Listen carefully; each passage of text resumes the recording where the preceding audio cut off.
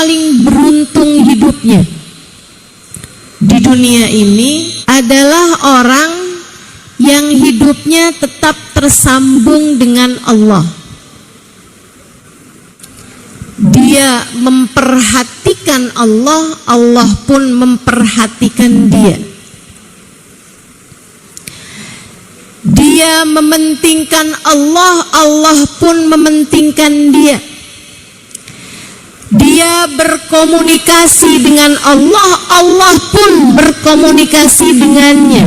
Itu orang yang paling beruntung, bahagia, benar, rapi, lurus hidupnya. Siapa mereka ini? Ini nasihat Sayyidina Muhammad Al-Bagir kepada putranya. Nak, kamu kalau pengen hidup kamu bagus, benar, selalulah tersambung dengan Allah SWT. Anaknya tanya, ayah, bagaimana cara saya tersambung dengan Allah? Ibu kalau misalnya gitu nasihat sama anaknya, nak, walaupun kamu sekolah di luar negeri, kita harus tetap berhubungan. Itu maksud ibu apa? Kita harus tetap teleponan, harus tetap WhatsAppan, kan gitu Bu?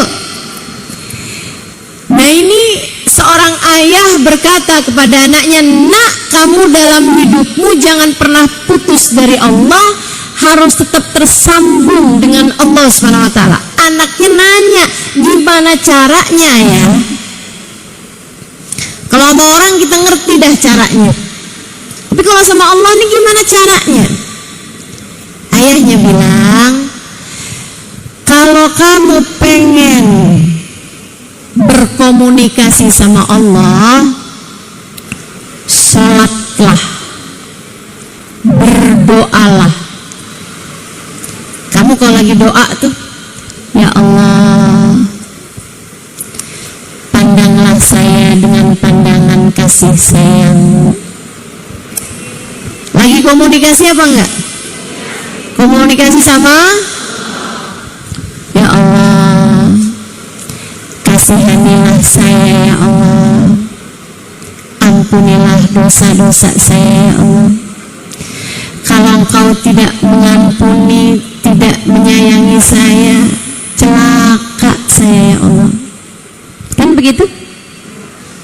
Itu kalau di bahasa Arab kan, Rabbana zalamna anfusana wa illam taghfir lana wa tarhamna lanakunanna minal khasirin. Sedikit sekalian saya muliakan, jadi ayahnya bilang, nak, kamu itu selalulah berkomunikasi sama Allah. Anaknya tanya, gimana cara saya berkomunikasi sama Allah? Ayahnya menjawab, kalau kamu pengen kamu berkomunikasi sama Allah, berdoalah, sholatlah. Kita tuh saat sholat, cara kita berkomunikasi sama Allah. Makanya dari awal berdiri Allahu Akbar, Allahu Akbar kabir, walhamdulillah katsir, subhanallah bukratan wa asila. Ya Allah, aku mengagungkanmu seagung-agungnya. Allahu Akbar kabir, walhamdulillah kabir, aku berterima kasih sebanyak-banyaknya padamu ya Allah. Ini wajah wajhi, aku hadapkan diriku yang hina-hina ini kepada Engkau ya Allah, Fatirus samawati wal ardh, yang menguasai langit dan bumi. Laporan kita menghadapkan diri kepada sholat. Sholat tuh sarana komunikasi. Makanya Bu, orang kalau nggak sholat putus hubungan sama Allah. Orang kalau tetap jagain sholatnya, insya Allah seapa-apanya masih akan berkemungkinan jadi soleh, jadi solehah. Makanya Bu, hal yang sangat penting untuk terus-terusan diingatkan kepada anak-anakmu, juga kepada dirimu. Tapi kalau sama ibu-ibu nih, insya Allah sih saya yakin yang hadir-hadir di majelis pasti sholatnya terjaga. Semoga ini bukan hanya husnudzon saya kepadamu, tapi sudah benar-benar Allah jadikan dirimu orang yang menjaga sholat. Sebab Nabi Muhammad menjadikan sholat itu tiangnya agama bagi diri kita. Siapa yang sholatnya benar, agamanya lurus, tegak. Siapa yang sholatnya rusak, agamanya juga akan rusak, akan hancur. Jadi sekalian, kalau pesen sama anak, nggak usah banyak-banyak bu, ntar anak lupa. Ibu kalau pesen 2 aja, nak, jangan tinggal sholat, jangan tinggal sholawat. Sebab orang kalau tinggal sholat putus hubungan sama Allah, kalau tinggal sholawat putus hubungan sama Rasulullah. Kita harus jaga hubungan kita sama Allah dengan sholat. Kita mesti jaga hubungan kita sama Nabi Muhammad dengan sholawat. Jangan tinggal sholat. Undangan tuh dari Allah sholat itu. Ada panggilannya kan, Allahu Akbar, Allahu Akbar. Panggilan. Diundang semua orang Islam. Tapi yang hadir hanya yang ditentukan untuk datang. Makanya sering saya sampaikan, Bu, sering saya sampaikan, ketika seseorang sholat, bukan hanya karena dia mau sholat, akan tetapi karena dia masih punya nilai di sisi Allah, sehingga Allah mengizinkannya untuk menghadap kepada Allah.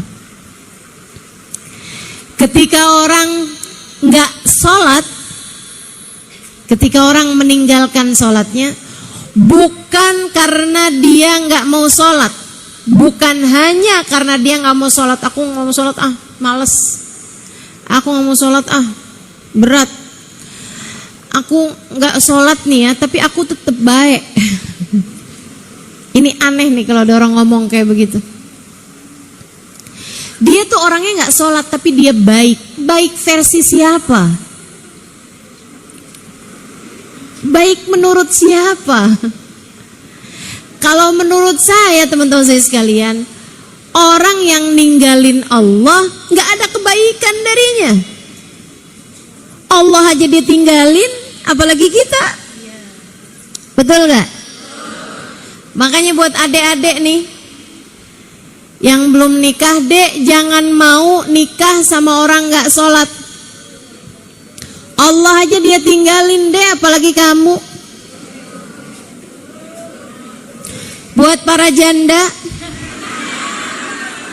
kalau kamu dilamar sama laki-laki gak sholat, jangan hanya kamu lihat, ih mobilnya bagus, ih rumahnya besar, terus kamu terima lamarannya. Orang kalau ninggal sholat, Allah aja dia tinggalin, apalagi kamu. Kamu jangan bilang, tapi dia bilang dia tak mampu hidup tanpa saya.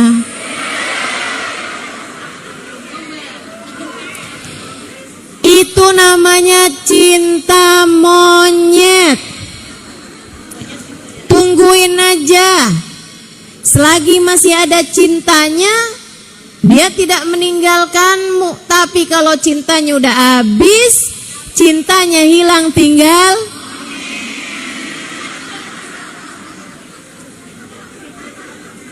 dari yang asalnya kamu dicintai, gantian kamu dimonyet-monyetin sama dia. Jangan mau nikah sama orang gak sholat.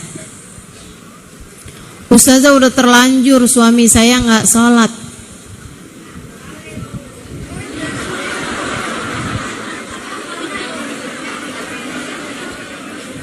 tinggalin boleh, jangan.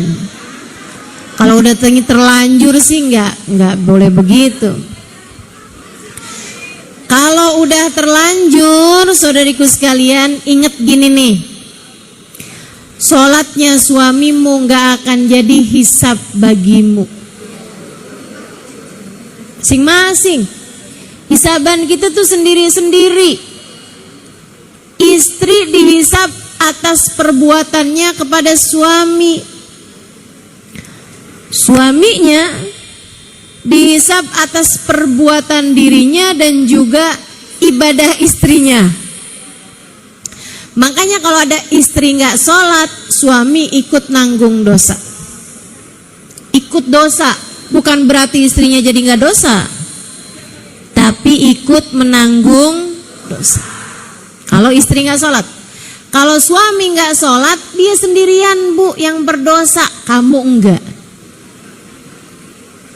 Ustazah, gimana ya caranya bangunin suami saya sholat subuh? Susah banget Ustazah. Lah kamu yang punya suami nanya sama saya.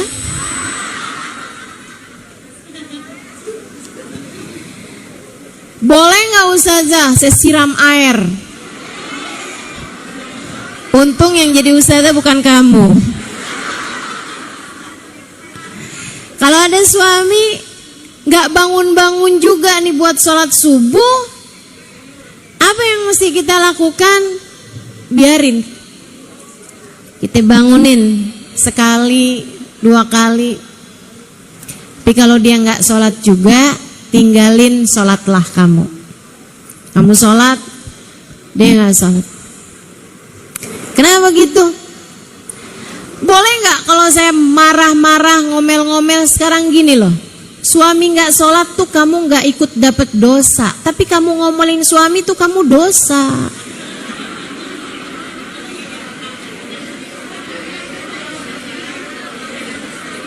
Suami nggak sholat kamu nggak dosa, tapi kalau kamu siram air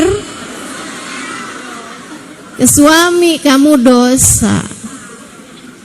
Ngapain mengerjakan sesuatu yang membuatmu berdosa untuk resiko yang kamu nggak dosa?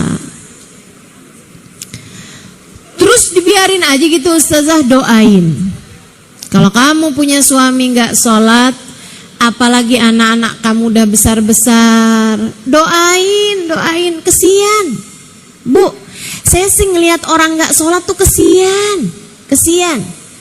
Kapan lagi ada waktunya kita berbisik lirih ke bumi dan suara kita didengar sampai ke arsy?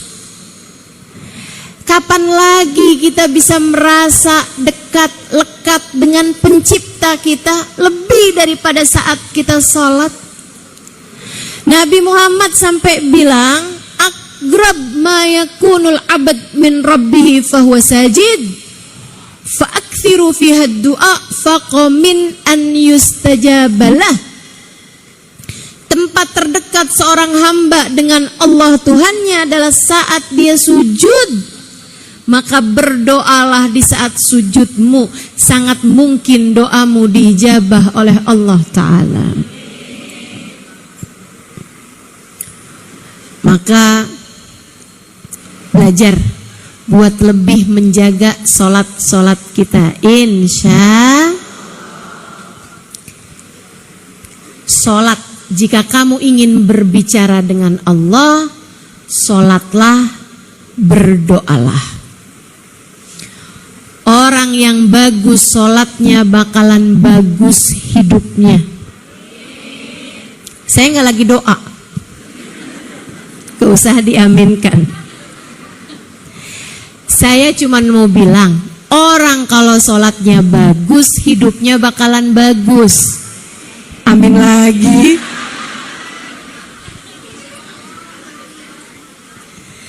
Semoga Allah memperbaiki sholat-sholat kita. Itu baru doa.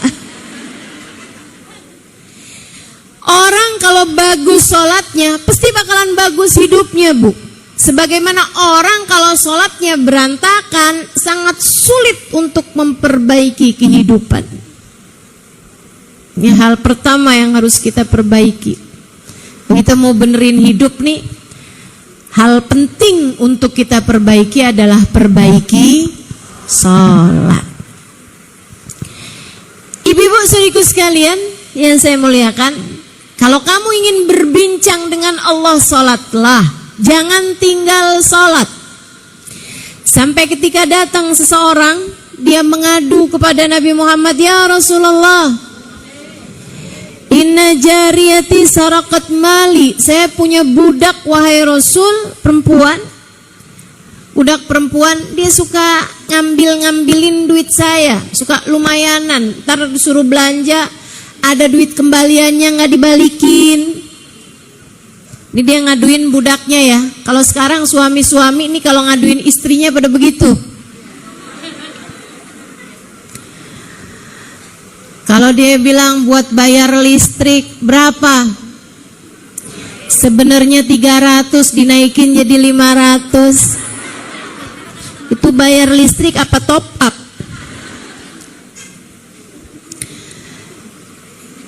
Siapa yang suka kayak begitu?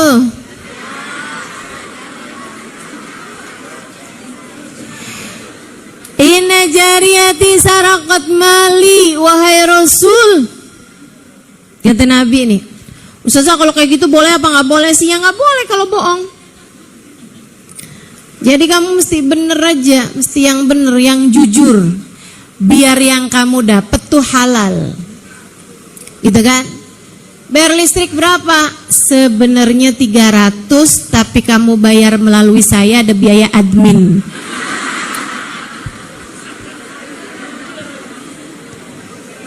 Kalau enggak ya kamu bayar-bayar sendiri dah. Oh, dia repot kan nyuruh kita bayar, ada biaya tambahannya. Saudara sekalian, dia bilang budak saya nih Rasul suka ngambilan duit saya yang kecil-kecil suka diambilin gitu sama dia. Nabi nanya, "Dia tuh sholli, dia sholat apa nggak sholat?" "Sholli ya Rasulullah." "Dia tuh sholli, dia sholat, nggak tinggal sholatnya." Kata Nabi Muhammad, "Salatuhu satanhahu anil fahsya'i wal munkar." Salatnya kalau dia jaga, salatnya kalau dia jaga. Nih Bu, nih salat nih, sifatnya salat. Walaupun khusyuknya kurang, tapi asal jaga aja. Tiap waktu salat dia salat, tiap waktu salat dia salat, tiap waktu salat dia salat. Apalagi kalau dia jaga salatnya dengan berjamaah. Allah bilang, "Inna salata tanha anil fahsya'i wal munkar." Sungguhnya salat akan menjaga seseorang. Sungguhnya salat akan menjaga seseorang dari kemungkaran dan dari perbuatan-perbuatan dosa.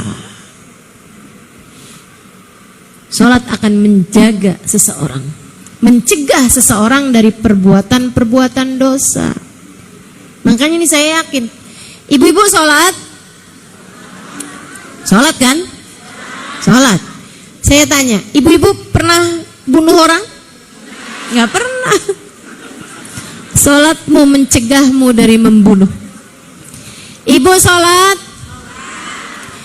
Ibu-ibu pernah judi?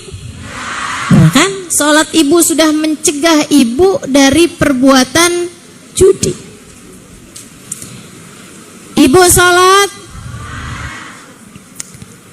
Apakah ibu melakukan praktek sihir? Enggak. Nyantet orang, cinta ditolak, dukun bertindak. Enggak kan? Sholatmu sudah mencegahmu dari sihir. Sholatmu mencegahmu. Ada di sini ibu-ibu yang suka mabok? Enggak. Sholatmu sudah mencegahmu dari hal itu. Paling maboknya perjalanan ibu ya. Ibu cuman maboknya bisa dicegah dengan antimo. Tapi ibu saya tanya, ibu sholat? Ibu ngomongin orang?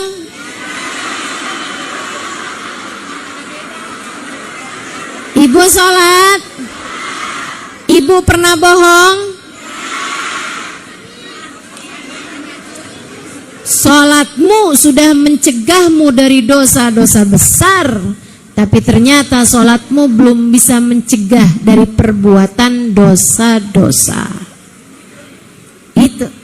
Terus gimana dong Ustazah kalau kayak gitu? Dibenerin lagi sholatnya, dirapikan lagi sholatnya, sholatmu akan mencegahmu dari berbagai macam perbuatan-perbuatan dosa. Semakin bagus sholatnya, pasti akan semakin bagus hidup seseorang. Sholatnya udah tambah rapi, lama-lama gak bisa bohong. Sholatnya tambah lebih rapi, lama-lama gak bisa marah-marah, ngomel-ngomel sama suami. Sholatnya tambah rapi, lama-lama gak bisa marah-marahin anak. Tuh sholatnya sudah mampu mencegah seseorang. Ibu-ibu, teman-teman sekalian, sang ayah berkata, kalau kamu kepengen kamu berbincang sama Allah, sholatlah, berdoalah. Kalau kamu kepengen Allah yang berbincang denganmu, bukalah Al-Quran. Bacalah Al-Quran, di sana terdapat jawaban Allah, firman Allah yang tertuju kepadamu. Tapi memang Quran itu dibaca, difahami hanya oleh orang yang mengerti ilmunya. Quran itu kayak lautan. Lautan tuh bisa dinikmati siapapun, tapi jangan main-main. Kalau kamu bisa berenang, bolehlah kamu jadi nelayan. Ya kan begitu? Kalau kamu bahkan gak bisa berenang mau jadi nelayan, ya tenggelam. Kalau kamu cuman bisa berenang aja, jangan jadi penyelam. Sebab penyelam perlu skill yang lebih besar, tahan nafas dan lain sebagainya. Ada ilmunya. Buat bisa dapetin ikan, kamu bisa jadi nelayan. Tapi buat bisa dapetin mutiara di dasar lautan, kamu harus menjadi seorang penyelam. Kalau kamu bahkan gak ngerti caranya menyelam, kamu gak ngerti caranya berenang, jangan coba-coba jadi penyelam atau bahkan sekedar jadi nelayan. Melainkan jadilah penikmat senja yang duduk di tepi pantai untuk melihat pemandangan indah saat sore hari. Gak apa-apa kamu bawa teh di termos, ya kan? Bawa cemilan-cemilan, tempe goreng, tahu goreng pakai cabai. Duduk di tepi pantai, liatin matahari kembali ke peraduan. Cantik sekali. Al-Quran tuh persis kayak lautan. Yang gak ngerti ilmunya jangan coba-coba mentafsirkan Al-Quran, apalagi mengajarkannya. Kamu gak paham, jangan coba-coba melakukan itu. Ustazah, saya mah ngajarin ngaji buat anak-anak kecil, ya udah cukup gitu aja. Gak usah coba tafsirin Quran. Sari tilawahnya doang, Ustazah dibaca doang. Ya kalau dibaca doang mah gak apa-apa. Tapi kalau kau berusaha menerangkan, takutnya malah justru jadi salah-salah. Ada ilmunya, Bu. Lebih rumit daripada ilmu menyelami lautan. Panjang masanya. Saya belajar ilmu Al-Quran lebih dari 12 tahun. Segitunya ibu-ibu saudaraku sekalian, tidak gampang untuk menerangkan Al-Quran, melainkan dengan kita mempelajarinya lebih dulu, menyampaikan tafsir dari para ulama-ulama yang memang sudah menyampaikan tafsirnya di dalam kitab-kitab mereka. Gitu. Tapi Al-Quran memang berisi banyak sekali ilmu pengetahuan, termasuk tentang kita perempuan. Makanya beberapa waktu yang lalu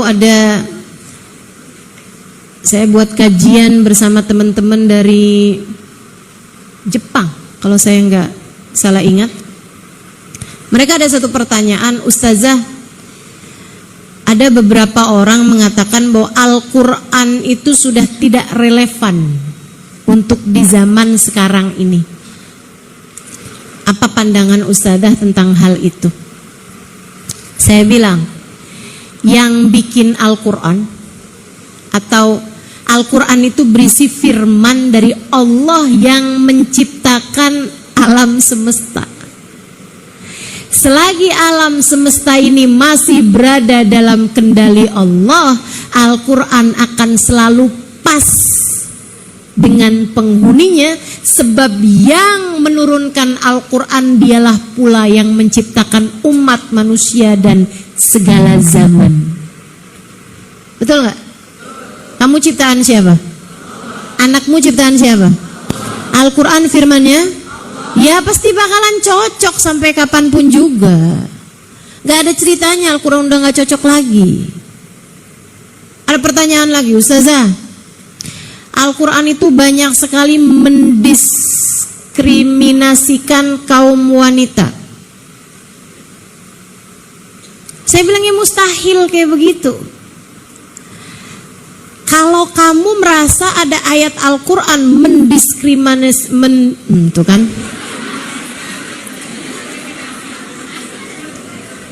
Saya nih Bu belajar bahasa Indonesianya cuman sampai SD. Habisnya itu saya malah lebih banyak belajar bahasa Arab.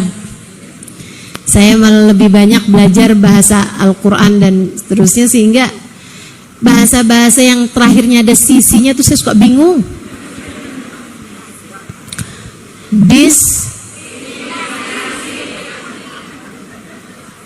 Kayak deket gak sih sama demokrasi, koalisi?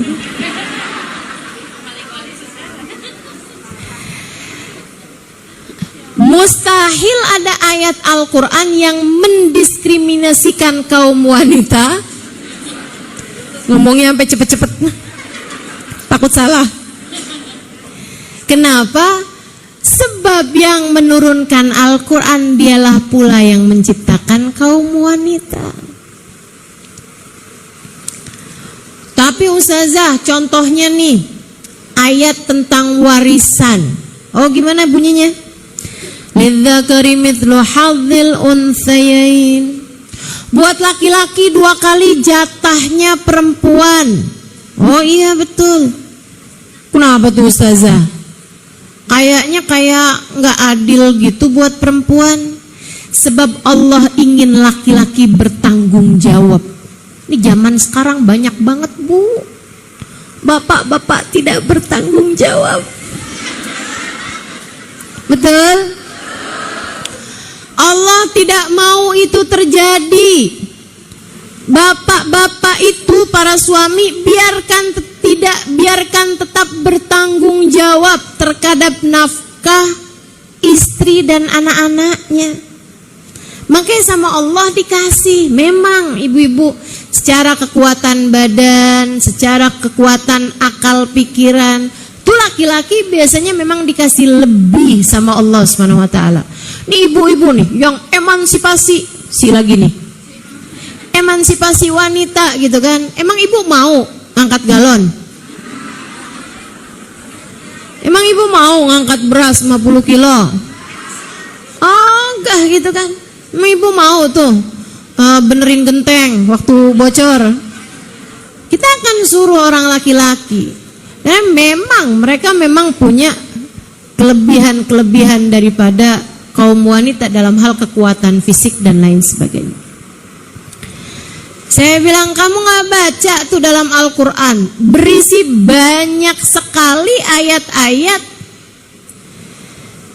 yang mengatakan tentang bagaimana seharusnya laki-laki berbuat baik pada kaum perempuan. Nih Bu nih, saya kalau baca Al-Quran, saya suka kegeeran gitu. Ya Allah, Allah baik banget ya. Ada ayat saya baca gini. A'udzu billahi minasyaitonir rajim. Wa'ashiruhunna bil ma'ruf. Wa'ashiruhunna bil ma'ruf. Berbuat baiklah kalian kepada istri kalian. Pergaulilah istri kalian dengan baik. Yang baik-baik sama istri.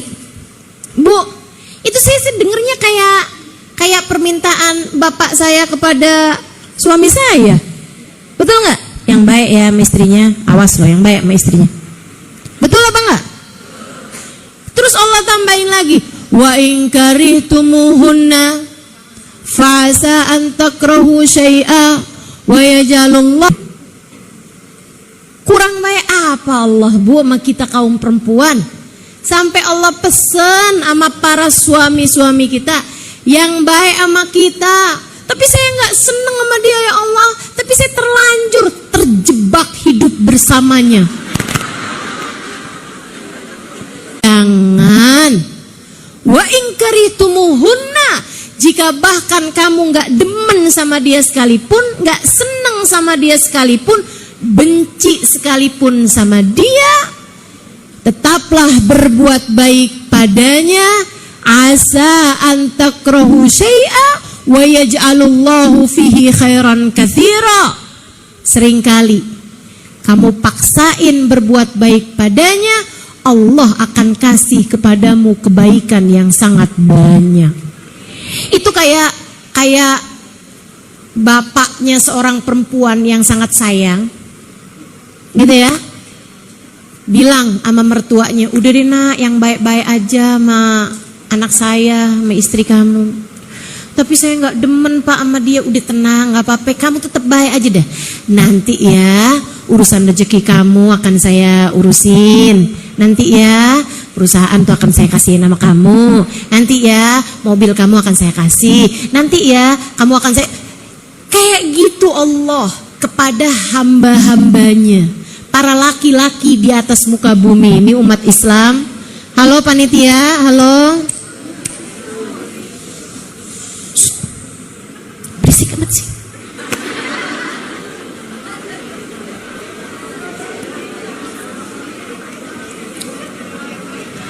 Ini yang ribut malah panitianya ya Bu ya.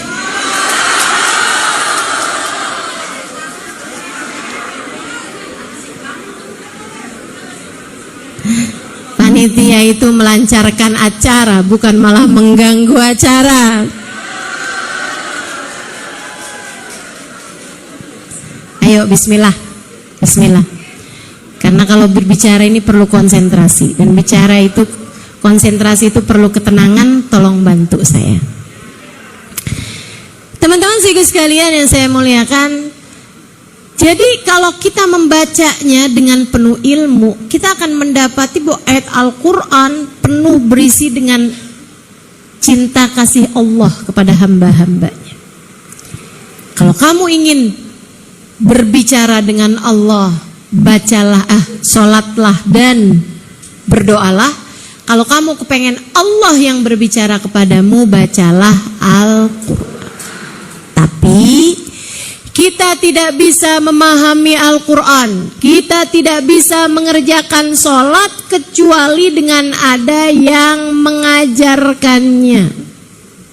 Untuk itulah kita perlu tali kedua untuk bisa menyampaikan kita kepada Allah, yaitu baginda kita Nabi besar Muhammad.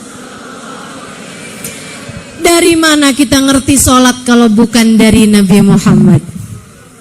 Dari mana kita ngerti caranya berdoa kalau enggak diajarin sama Nabi Muhammad? Makanya Bu, ketika ada orang lagi sakit banget, ditengokin sama Nabi Muhammad, terus dia bilang, Rasul doain dong saya biar cepet mati. Sama Nabi Muhammad bilang, jangan begitu. Kamu kalau harus berdoa karena enggak tahan lagi sama sakit, mudah dalam keadaan husnul, perlu diajarin sama Nabi kita Muhammad alaihissalam. Itu sebabnya Bu, orang tuh yang paling bener hidupnya yang paling dekat sama Nabi Muhammad. Karena Nabi tuh udah ngajarin semua-muanya. Dan ini ajaran agama Islam. Ibu-ibu saudara sekalian, gak ada yang lebih indah daripada itu. Nabi ngajarin kita bukan hanya tentang cara menjalani kehidupan, cara berbuat baik, cara bersedekah, cara sholat, sampai cara potong kuku diajarin sama Nabi Muhammad. Ibu udah tahu? Kalau ibu bilang tahu, diamalin apa enggak?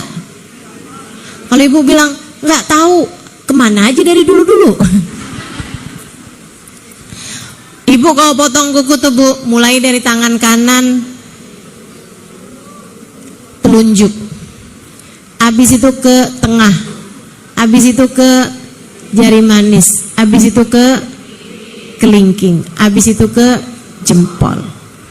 Nah habisnya itu begini nih, secara berurutan, yaitu dari kelingking ke jari manis, ke jari tengah, ke jari telunjuk, ke jempol. Atau cara yang kedua,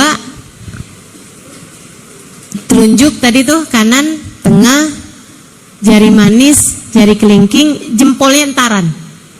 Kesini dulu nih, ke kelingking ya, dari kelingking tadi tuh ke kelingking gitu ya. Terus sampai ke jempol, baru abisnya jempol ditutup lagi pakai jempol. Kayak orang lagi bikin lingkaran. Diajarin sama Nabi Muhammad alaihissalam. Terus diajarin lagi sama Nabi. Kalau potong kuku tuh jangan gegarukan, jangan makan sebelum cuci tangan. Sampai segitunya Nabi Muhammad sallallahu alaihi wasallam ngajarin. Segala macam hal diajarin sama Nabi Bu. Sampai urusan kalau kamu udah bikin kopi, tahu-tahu ada lalat hidup nih, jelek, masuk ke dalam kopimu, sementara kamu mau bikin lagi kopinya udah kehabisan, ibu ya, atau gulanya yang habis, ya udah sayang banget nih, si lalatnya juga ternyata belum mati, misalnya gitu kan. Nah gimana nih caranya nih? Jangan kamu ambil lalatnya kemudian kamu buang gitu aja, jangan. Kata Nabi Muhammad, tenggelamin di sayap satunya.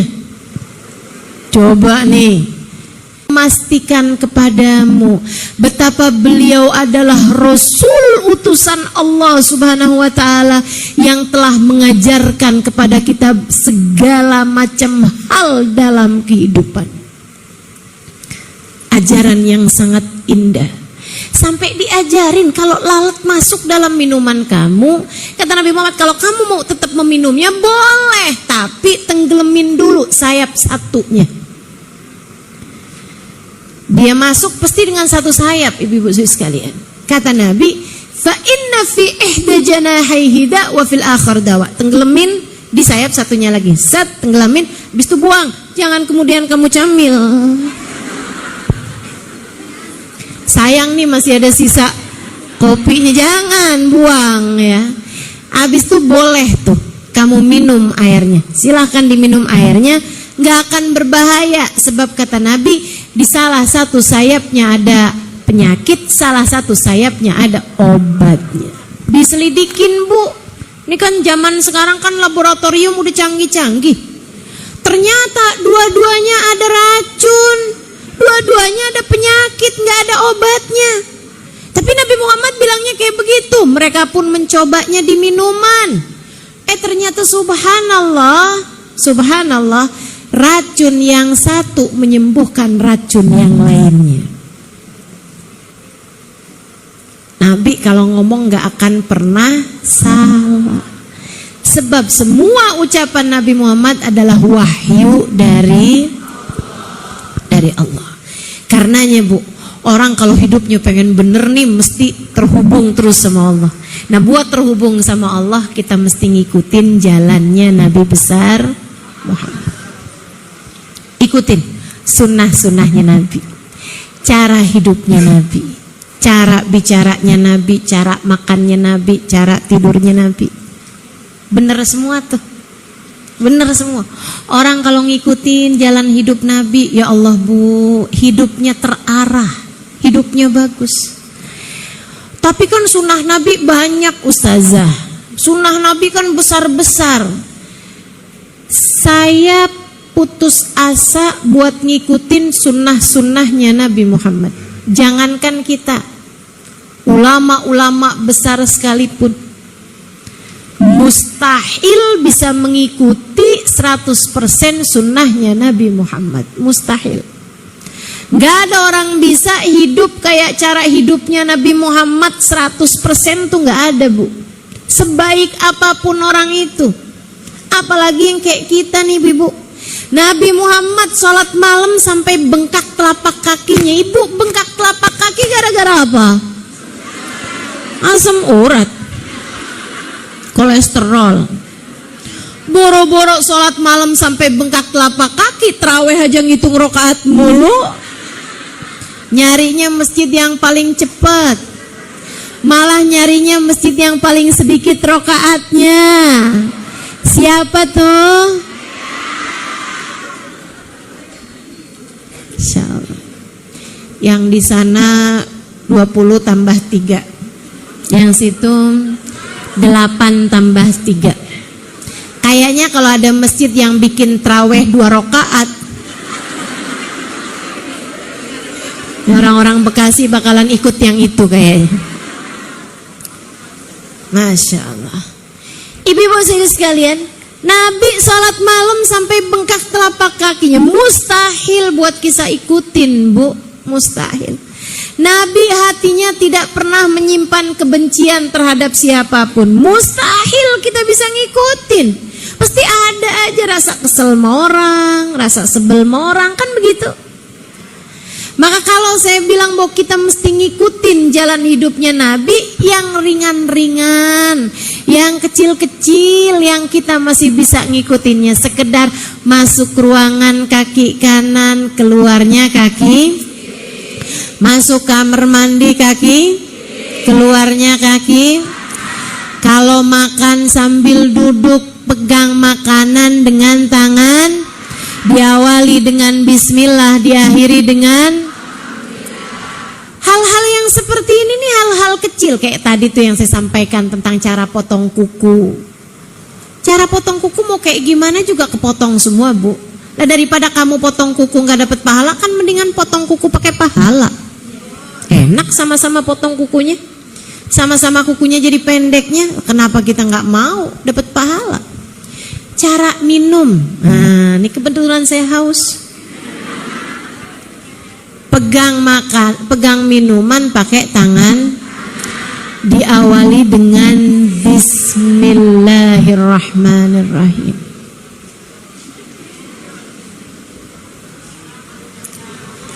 Tiga kali tegukan.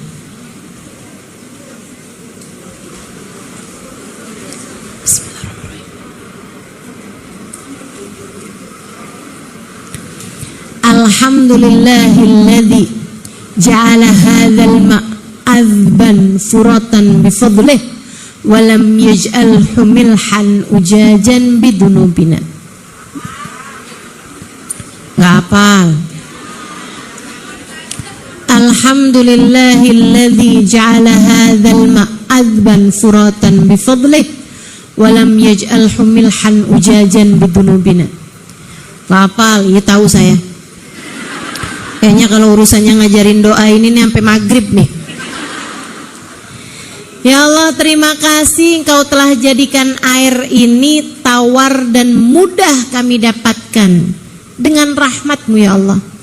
Dan tidak menjadikan air ini asin ataupun susah kami dapatkan disebabkan karena dosa-dosa kami.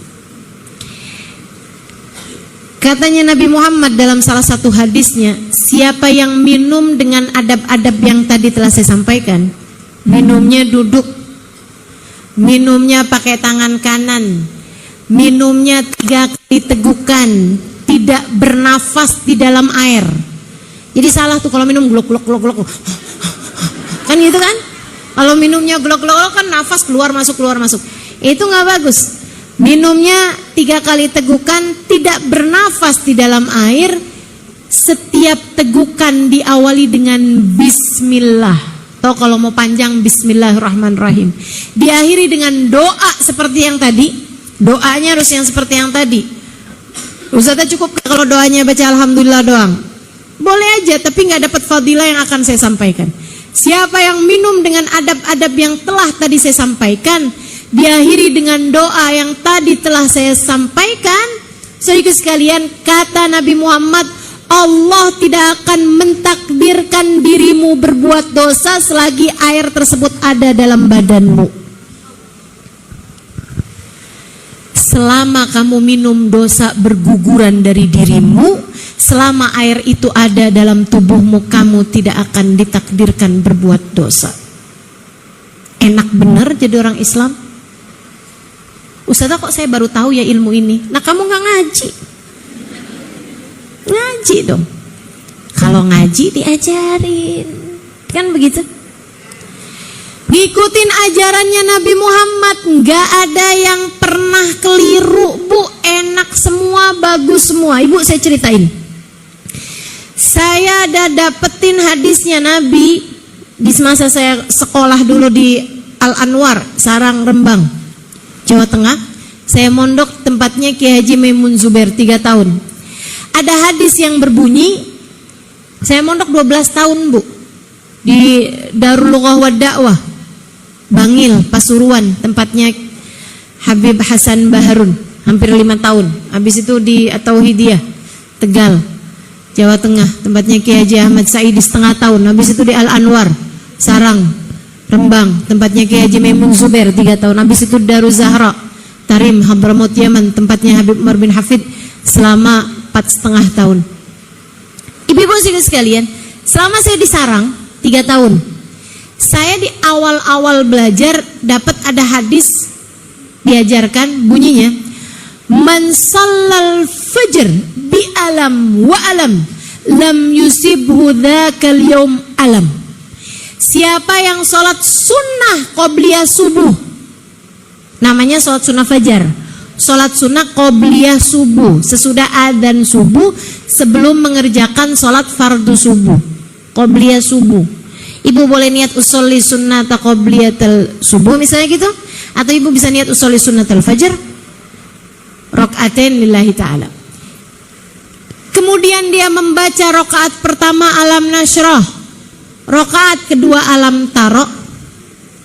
Siapa yang sholat qobliyah subuh dengan membaca alam nasyrah rakaat pertama, alam taro rakaat yang kedua, lam yusibu dzalikal yaum alam, dia nggak akan terkena rasa sakit sepanjang hari tersebut. Panjang hari sampai maghrib, nggak bakalan sakit, nggak bakalan ngerasa sakit. Ibu-ibu sekalian, saya, Bu, ngamalin itu selama 3 tahun. Ibu-ibu sekalian, nggak pernah bolos sekolah karena sakit. Karena sesakit apapun saya di waktu malam, subuh saya sholat baca itu, paginya hilang sakit saya, terdatang lagi malam lagi. Siangnya tuh selalu aman dan gak ada sakitnya gitu. Subhanallah, kebenaran hadisnya Nabi Muhammad SAW. 3 tahun gak pernah cuti, gak pernah libur karena sakit, kecuali ketika saya sedang dalam keadaan menstruasi. Saya gak bisa sholat qobliyah subuh dengan membaca alam nasyrah dan alam taro. Itu baginda kita Nabi besar Muhammad SAW, ngajarin semuanya. Enak orang tuh kalau hidupnya dengan mengikuti sunnahnya Nabi. Ini saya mau ajarin nih, ibu-ibu pasti senang nih, dengerin nih. Ada orang ngadu sama Nabi Muhammad, Rasul, utang saya banyak, rezeki saya seret Rasul, saya mesti gimana dong Rasul? Usaha ini gagal, usaha itu gagal, seret mulu, susah hidup saya nih Rasulullah. Ama Nabi diajarin, Bu, idza dakhala baitak, kalau kamu masuk rumah, fasallim ala ahli, ucapkanlah salam terlebih dahulu. Ini tambah jarang nih sekarang. Orang masuk rumah masuk-masuk aja nih. Dulu sih awal-awal tuh zaman saya kecil kayak rata-rata gitu diajarin di sekolah-sekolah madrasah. Jadi kalau pulang dari sekolah tuh Assalamualaikum. Kan gitu tuh. Sekarang nggak tambah jarang orang masuk rumah baca ucap salam. Coba deh perhatiin deh. Perhatiin. Anak-anak zaman sekarang pada nggak diajarin kayaknya. Teman-teman sekalian saya muliakan, kata Nabi, kalau kamu masuk rumah ucap salam dulu. Assalamualaikum warahmatullahi wabarakatuh. Kemudian thumma surat al-ikhlas. Kemudian bacalah surat al-ikhlas. Ucap salam, kemudian baca surat al-ikhlas. Assalamualaikum, al-ikhlas, al-ikhlas. Enggak gitu. Salah. Akan tapi bismillahirrahmanirrahim. Qul huwallahu ahad, Allahus samad, lam yalid wa lam yulad wa lam yakul lahu kufuwan ahad. Berapa kali? Sekali aja. Kalau saya sekalian juga masuk baca al-ikhlas sama baca ayat kursi. Kenapa gitu? Diajarin juga sama Nabi, Bu. Kalau ibu suka panas dalam rumah, ngelihat suami bawaan pengen marah, ngelihat anak bawaan pengen ngomel, iya, cobain dah masuk rumah baca ayat kursi. Biar kenapa? Biar setannya nggak ikutan masuk. Tuh yang bikin panas rumah setan, Bu. Setan tuh terbuatnya dari api. Maka ibu-ibu jangan mau temenan sama setan. Setannya biar suruh di luar aja, nggak usah ikutan masuk. Caranya dengan tiap masuk rumah baca ayat. Jadi kalau ada anak masuk-masuk ngomel-ngomel marah-marah gitu, bilangin anak keluar lagi. Masuk ucap salam baca ayat kursi. Cepetan. Ituin. Besokannya suami pulang-pulang marah-marah, keluar lagi.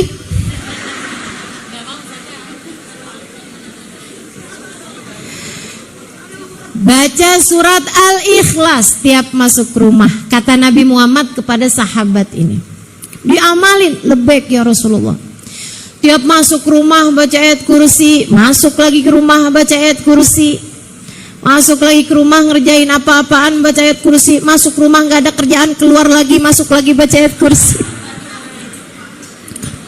Terus dia amalkan sebulan, 2 bulan, 3 bulan, 4 bulan. Beberapa waktu kemudian datang lagi dia sama Nabi Muhammad, ya Rasulullah, sadaqta wa sadaqallah. Wahai Rasul, engkau telah benar, sebab Allah telah benar. Sebab semua ucapan Nabi Muhammad wahyu dari Allah SWT. Kata Nabi, kenapa? Ittasa'at ilayya dunya. Dunia udah jadi lebar buat saya, wahai Rasulullah. Dakhalatid dunya ila baitina wa nahan raghibin. Dunia udah masuk nih ke rumah kami, kayaknya bukan dari pintu aja, dari jendela-jendela juga. Bu marah, mendidih rasanya. Daripada ibu ngomel-ngomel nanti bakalan ibu seselin, ya Bu ya. Mendingan segeralah pergi berwudu. Kalau wudu nggak mempan, mandi. Kalau mandi nggak mempan, rendeman aja dulu. Terus ditanya sama suaminya, kamu di mana sih? Di bak. Nggak punya kolam renang, berendangnya di bak. Insyaallah. Tapi memang terasa, Bu, terasa. Cobain deh. Udah lagi kesel-kesel sama anak, mendingan wudhu dulu aja. Wudhu dulu. Adem. Memang segala-galanya udah diajarin sama baginda kita Nabi besar Muhammad sallallahu alaihi wa ala alihi wa sahbihi wasallam. Kenapa sih Nabi ngajarin semuanya? Biar kita nggak banyak salahnya dalam hidup. Kalau kita nggak banyak salahnya dalam hidup, insya Allah orang yang yang hidup dalam keadaan baik akan mati dalam keadaan baik.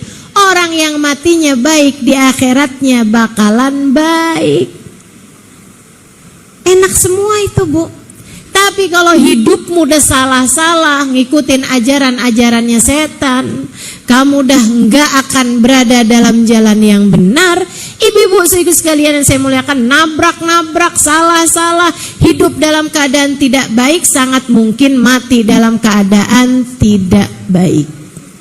Kalau mati dalam keadaan tidak baik, dalam bahasa Arab istilahnya mati su'ul khotimah. Orang yang mati su'ul khotimah sangat sulit untuk mendapatkan kebaikan-kebaikan di akhirat. Jangan putus dari Nabi Muhammad. Ikutin jalan hidupnya Nabi Muhammad. Salah satu dari jalan hidupnya Nabi Muhammad yang gampang banget buat kita ikutin adalah senyum. Coba latihan senyum. Latihan senyum. Ibtisamak ala wajhi akhikal mu'min sadaqah. Senyummu di wajah seorang mukmin bernilai. Di wajah ya, bukan di depan kotak infak. Ada kotak infak jalan disenyumin aja. Kata sebelahnya, kok kamu nggak masukin apa-apa sih? Dia nggak tahu hadis Nabi. Apaan? Senyummu adalah sedekah. Jadi senyum doang sama kotak infak. Senyum itu baru dianggap sedekah ketika ada pihak lain yang disenyumin, Bu. Ala wajhi akhikal mu'min, di wajah seorang yang beriman. Senyum ustazah lebar, dianya cemberut aja ustazah. Saya kan sakit hati. Jangan, seharusnya kamu bersyukur. Kenapa gitu? Nabi Muhammad bilang dalam salah satu hadisnya, idza taqal musliman fatasafaha nazalat ilaihi ma sab'ina rahmah. Apabila ada dua orang muslim, laki-laki sama laki-laki atau perempuan sama perempuan, bertemu kemudian keduanya berjabat tangan, turun kepada keduanya 70 rahmat. Baginya gimana Rasul, seorang separuh apa gimana nih? Kata Nabi enggak gitu. Akan tetapi tis'ah wasituna minha liman aktsaruhuma ibtisama, 69 rahmat diborong sama yang paling banyak senyum di antara keduanya. Jadi kalau kamu udah ketemu sama orang, salaman, kamu senyum, dia nggak senyum, yes, 69 saya borong semuanya. Enak bener jadi orang Islam. Enak. Kamu pengen dapat rahmat cuman begitu aja tuh. Ya Allah, ya Allah. Alhamdulillah. Segala-gala diajarin sama baginda kita Nabi besar Muhammad sallallahu alaihi wa alihi wasallam. Nah, Bu, sekarang masalahnya ustazah, kita kan nggak ketemu sama Nabi Muhammad. Oh ya, ada satu lagi. Kalau kamu pengen tetap terhubung sama Nabi Muhammad, cara yang keduanya selain dengan kamu mengikuti jalan hidupnya adalah dengan memperbanyak sholawat. Ini ya, ini judulnya nih, cara hidup bener. Orang kalau pengen hidupnya bener harus tersambung sama Allah. Cara tersambung dengan Allah adalah dengan terus berkomunikasi. Kalau kamu kepengen berbicara sama Allah, sholatlah, doalah. Kalau kamu kepengen Allah yang berbicara padamu, maka bacalah Al-Quran. Sekarang kita nggak bisa ngerti makna Quran, kita nggak bisa ngerti cara sholat, cara doa, kecuali dengan baginda kita Nabi besar Muhammad. Maka kamu harus terhubung dengan Sayyiduna Muhammad. Jangan putus. Gimana caranya? Ikuti jalannya, perbanyaklah sholawat padanya. Itu Bu senjata menurut saya paling kuat. Kita manusia hidup kan pasti ada kesusahan-kesusahan. Ya, Ibu yang saya liatin, kesusahan sebesar apapun rontok Bu sama sholawat. Udah deh, tenang banget. Kita nih enak banget jadi orang Islam. Makanya yang nggak jadi orang Islam tuh kesian gitu. Kesian. Atau orang Islam yang nggak ngerjain agamanya, itu juga kesian. Kesian. Karena orang Islam tuh segala-gala diajarin, segala-gala dikasih tahu, dan enak semuanya ngamalinnya. Salah satunya sholawat. Apapun kesulitanmu dalam hidup, sholawat. Udah, nggak lain, nggak bukan. Ustazah, ini mah ujiannya berat banget tuh Ustazah dalam hidup saya ini Ustazah. Saya nggak sanggup ngadepinnya Ustazah. Saya susah ngadepinnya Ustazah. Saya ajarin nih Bu nih. Saya menyebutnya sholawat darurat. Ini udah banyak banget yang nyobain, banyak banget yang ngamalin, dan berhasil semuanya. Yang ngamalin, yang nyobain berhasil. Tapi Ibu kerjainnya hanya kalau ada hal-hal yang emang berat aja Bu. Maksudnya kalau hari-hari gak usah baca gitu Ustazah. Kalau hari-hari baca sholawat yang lain-lain aja. Biar kita punya senjata yang ampuh, bisa kita pakai dalam keadaan-keadaan yang benar-benar darurat gitu. Yang benar-benar susah. Ibu mau saya ajarin?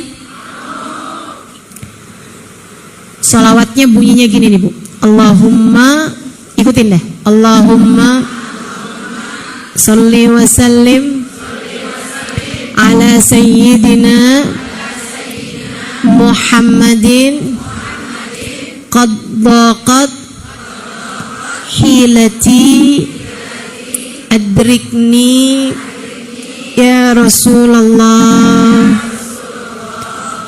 Saya ulangi. Allahumma salli ala sayyidina Muhammadin qad daqat hilati adrikni ya Rasulullah. Sekarang saya baca semuanya, ibu-ibu terus ngikutin ya. Allahumma salli ala sayyidina Muhammadin qad daqat hilati adrikni ya Rasulullah. Lagi. Allahumma salli ala sayyidina Muhammadin qad daqat hilati adrikni ya Rasulullah. Allahumma salli ala sayyidina Muhammadin qad daqat hilati adrikni ya Rasulullah. Pakai wasalim apa enggak Ustaz? Boleh, enggak juga apa-apa. Allahumma salli ala sayyidina Muhammad qad daqat hilati, telah sempit jalanku. Ya Allah, sampaikanlah salawat salam kepada baginda kami Nabi Muhammad. Qad daqat hilati, qad qaf sama dal, daqat ba panjang, qaf sama ta. Qad daqat hilati adrikni ya Rasulullah. Qad qaf sama dal, daqat ba panjang terus qaf sama ta. Hilati ha ya lam ta ya, hilati. Adrikni ya Rasulullah. Adrikni alif dal ra kaf nun panjang ya. Adrikni ya Rasulullah. Artinya ya Allah, sampaikanlah salawat salammu kepada baginda kami Nabi Muhammad. Qad daqat hilati, telah sempit jalanku, telah buntu jalanku. Artinya saya udah gak ngerti lagi nih mesti ngapain nih. Qad daqat hilati, telah sempit jalanku. Adrikni ya Rasulullah, syafaatilah aku wahai Rasulullah. Tolonglah aku, syafaati aku wahai Rasulullah. Minta tolong sama Nabi Muhammad, minta syafaat Nabi Muhammad. Karena beliau adalah wasilah kita menuju Allah, pintu menuju Allah. Emang Nabi Muhammad bisa ustazah ngasih kita jalan keluar, solusi dan lain sebagainya gitu? Nggak bisa Bu, yang bisa Allah. Akan tetapi kalau kita doa nggak pakai wasilah Nabi Muhammad nih, ya kita kan dosanya banyak. Kita kan hamba yang penuh dengan noda-noda, dengan aib, dengan kekurangan. Sholat belum benar, ibadah belum benar. Nah kita makanya pakai Nabi Muhammad sebagai perantara kita, pakai jalan lewat Nabi besar Muhammad. Sebab kalau Nabi Muhammad kita mintain syafaat, nabinya nanti yang akan ngebelain kita, nabi yang akan memohonkan hajat kita kepada Allah. Ekonomi lagi sulit, hati lagi sempit, apapun aja Bu masalah ibu, dah sholawatan yang banyak. Kalau lagi susah sholawatan yang banyak. Liatin, tungguin aja sehari, 2 hari, 3 hari, 4 hari, subhanallah, jalan keluar yang begitu indah. Waktunya udah terbatas, saya nggak mau cerita panjang lebar tentang hal ini. Pokoknya percaya aja sama saya, ya Bu ya. Sholawat senjata paling ampuh untuk kita menghadapi berbagai macam kesulitan dalam kehidupan. Nah Bu, Nabi Muhammad nggak bisa kita kenali, nggak bisa kita tauin kehidupannya kecuali dengan ada tali ketiganya nih yang nyampe kepada kita, namanya para ulama. Kalau hidup kamu kepengen bener, ikuti, cintai, sayangi para ulama. Kata Nabi Muhammad, saya di zaman ala ummati, akan datang waktu kepada umatku yafirruna minal ulama, ada orang-orang yang gak demen sama ulama. Ibu ketemu orang-orang yang gak demen sama ulama? Ibu ketemu orang-orang yang gak demen sama kiai, gak demen sama habaib, gak demen sama ustazah, gak demen sama ustaz? Ketemu? Yang kalau disebut pengajian kayak alergi gitu. Yang kalau dengerin ceramah kayak nyari-nyari pembenaran gitu. Allah, siapa bilang kayak begitu? Pinter ngomong aja tuh ustazahnya tuh. Ada yang begitu? Kalau diajakin jalan-jalan, pergi ke mall, ya ampun semangatnya luar biasa. Giliran diajakin ke pengajian, ada aja alasannya, ada.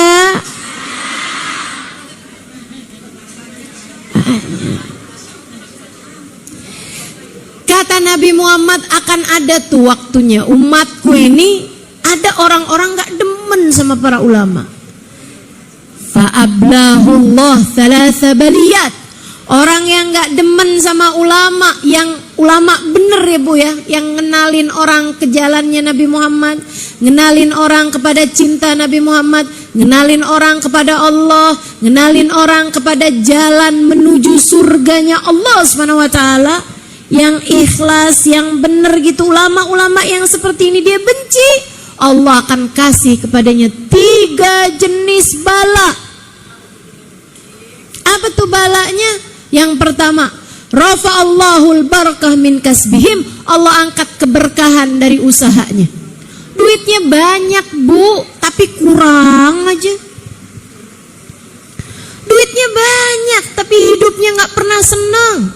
Kurang aja rasanya. Ampe yang haram-haram aja dia mau. Bu, gara-garanya karena gak cinta sama ulama. Kalau kamu ngerasa usahanya tuh ada, tapi kok duitnya kayak gak ada, coba inget-ingetin, udah cinta apa belum sama ulama? Kok kayaknya usaha gak ada berkah-berkahnya ya? Tiap hari kerja, keringetan, banting tulang, semuanya udah dikerjain, tapi kayak duitnya kayak gak ada aja gitu. Kayak buat ini gak bisa, buat sedekah gak bisa, buat itu gak bisa gitu. Kayaknya duitnya tuh kepake buat hal-hal yang gak enak aja gitu. Nabrak orang, akhirnya bayar ganti rugi. Yang begini-beginian nih. Saudariku sekalian, kenapa saya punya usaha hasilnya banyak tapi kayak gak ada keberkahan? Coba lihatlah cara hidupmu. Mungkin dalam hatimu kamu benci terhadap para ulama. Hati-hati, hidupnya bakalan jauh dari berkah. Itu yang pertama. Yang kedua, fawallahu Allah waliyan zaliman. Orang kalau benci sama ulama, ibu-ibu sekalian, Allah akan berikan padanya pemimpin yang zalim. Pemimpin yang zalim tuh Bu, nggak harus presiden, nggak harus gubernur, nggak harus bupati, nggak harus wali kota, nggak harus camat, nggak harus lurah. Ibu-ibu sekalian, pemimpin yang zalim bisa jadi suami. Pemimpin yang zalim bisa jadi atasan di pekerjaan. Pemimpin yang zalim, orang yang menguasai kehidupan kita tapi dia zalim pada Allah SWT. Kan gak enak banget ya Bu ya. Punya suami galak banget, punya suami pelit banget. Enak apa gak enak? Nah, coba liatin. Mungkin kamu gak cinta sama para ulama. Bawaan ngomongin mulu, ada ustadz diomongin, ada ustadzah diomongin. Gak demen sama para ulama. Kalau yang hadir di sini sih aman. Orang kalau cinta sama ulama ya tinggal dibalik aja. Orang kalau cinta sama ulama, Allah bakal beri keberkahan dalam kehidupannya. Dan yang kedua, Allah akan jadikan orang-orang di sekelilingnya menyayangi dia. Yang terakhir paling mengerikan katanya Nabi Muhammad, orang kalau benci sama para ulama, Allah akan angkat iman dari dalam hatinya di saat ajal datang menjemputnya, hingga dia mati dengan terangkat imannya, mati dalam keadaan su'ul khatimah, mati tidak sebagai umat Islam. Na'udzubillah min dzalik, na'udzubillah min dzalik, na'udzubillah min dzalik. Udah banyak banget Bu pengalamannya, udah banyak bener ajaran-ajarannya ini. Ibu-ibu sekalian, dulu ada seorang anak pulang madrasah, ditanyain sama bapaknya, gimana nak? Pulang dari sekolahan nih? Tadi Pak sama guru diajarin, sama ustadznya diajarin. Diajarin apa?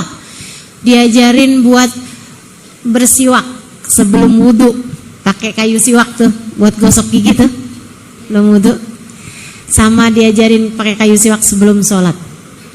Coba lihat-lihat. Diambil metu bapaknya nggak senang sama ulama, nggak senang sama ilmu agama.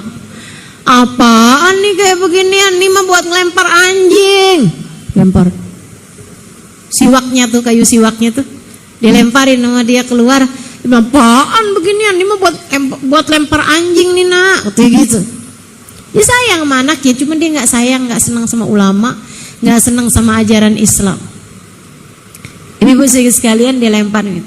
Istrinya lagi hamil. Ini kejadian di zamannya Imam Malik alaihi ridwanullah. Istrinya lagi hamil Bu. Istrinya melahirkan, anaknya mukanya kayak anjing. Dia ngelihat itu, dia ketakutan, dia marah, beneran marah. Badannya tuh badan manusia tuh mukanya tuh mirip anjing gitu. Dia langsung ambil pedang, dibunuh tuh anak. Abisnya itu dia ngerasa putus asa, dia ngerasa benci sama dirinya sendiri. Tuh pedang yang sudah belepotan dengan darah anaknya dipakai buat menusuk dirinya sendiri. Dia pun mati dalam keadaan seperti itu. Kenapa bisa kayak begitu tuh Bu? Karena benci sama para ulama, benci sama ajaran Islam gitu. Di zamannya Imam Abu Hanifah juga gitu. Ada orang benci banget sama Imam Abu Hanifah, sampai dia menjuluki Imam Abu Hanifah dengan panggilan Imam Abu Jifah, bangkai, si bapak bangkai. Kamu ngaji? Sama siapa? Sama Imam Abu Hanifah. Sama bangkai itu tuh, gitu. Kampungnya dia tuh orang pada ngaji sama Imam Abu Hanifah. Bu, dia meninggal dunia. Waktu dia meninggal dunia, jenazahnya bau banget, kayak baunya bangkai keciuman sampai ke kampung-kampung sebelah. Semua orang pada nanya hari itu, ada bangkai apaan sini, ada bangkai apa sini? Allah jadikan badan dia berbau bangkai, padahal baru meninggal gitu. Kenapa tuh kayak begitu? Karena dia tidak cinta sama ulama, karena dia benci sama Imam Abu Hanifah yang adalah seorang ulama yang soleh. Nah, nih udah saya kasih tahu caranya hidup benar. Ibu, ke Allah, ke Rasulullah lewat para ulama. Kita lewat para ulama buat kenal Rasulullah, buat kenal Allah. Kita lewat Rasulullah untuk bisa disayang-sayang sama Allah. Benar hubungan kita sama Allah, benar hubungan kita sama Rasulullah, benar hubungan kita sama para ulama, dengan kita sayang, dengan kita cinta sama mereka, insya Allah akan lurus dan benar pula lah kehidupan kita. Sehingga kalau kita hidupnya lurus, kita mati dalam keadaan lurus. Kita mati dengan berbekal iman. Kita mati dengan membawa Islam. Kita mati dengan membawa cinta kepada Allah, kepada Rasulullah, kepada para ulama dan orang-orang saleh, sehingga di hari akhirat nanti Allah perkenankan kita untuk berjumpa dengan Allah sedangkan Allah ridha kepada kita.